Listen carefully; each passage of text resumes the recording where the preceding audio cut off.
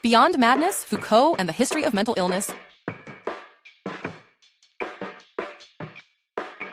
Number 4, Pens and Pills, Foucault's Feisty Debate. In this utterly thrilling and somewhat contentious chapter, you encounter Foucault sparring against the traditional guardians of mental health, medical professionals, psychologists, and yes, even some fellow intellectuals. Here, Foucault dives into a debate as refreshing as it is rebellious, questioning the very tools, pens for medical files and pills for the patients, that purported to cure madness. He challenges us to consider whether these were true remedies or societal straitjackets. Foucault's pen is mightier than the psychiatrist's pharmaceutical arsenal as he dissects the narratives that treat deviance of the mind. Prepare for academic fireworks. Number 3, The Asylum Chronicles. The Asylum. This chapter is your all-access pass to the eerie history of these grandiose institutions. Places once filled with jarring cries and whispered secrets, Foucault's pages pull back the curtain on asylums of yore, revealing not just buildings of brick and mortar, but also as social constructions housing madness away from an oblivious society. Imagine dusty corridors echoing with past injustices, where the treatment was more about keeping appearances than genuine care. Foucault unveils these historical relics with an investigative zeal, portraying them as metaphors for society's uneasy dance with the notion of madness. Number 2, The Language of the Lost.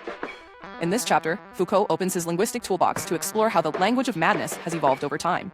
Through his captivating prose, he uncovers the words and phrases that society used to define, confine, and sometimes misalign those deemed insane.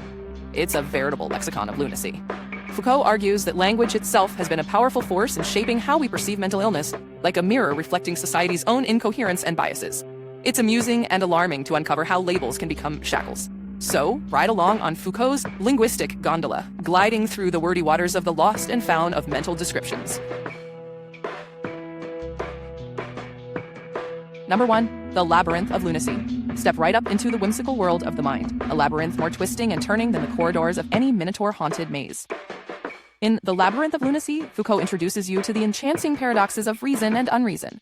Here, the concepts of sanity and insanity are not mere opposites, but are instead portrayed as partners in an intricate tango.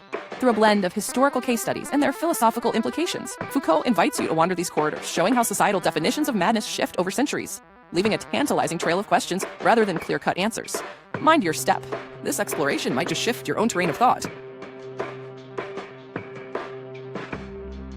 As we emerge from the web of thoughts spun throughout Beyond Madness, blink in the sunlight of understanding and marvel at the curious journey.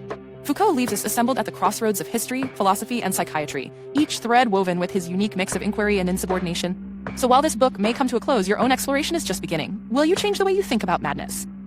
Foucault's challenge remains echoing in this mental dance. How will you communicate and comprehend the gloriously complex world of human psychology? Until next time, keep questioning, and let curiosity be your compass.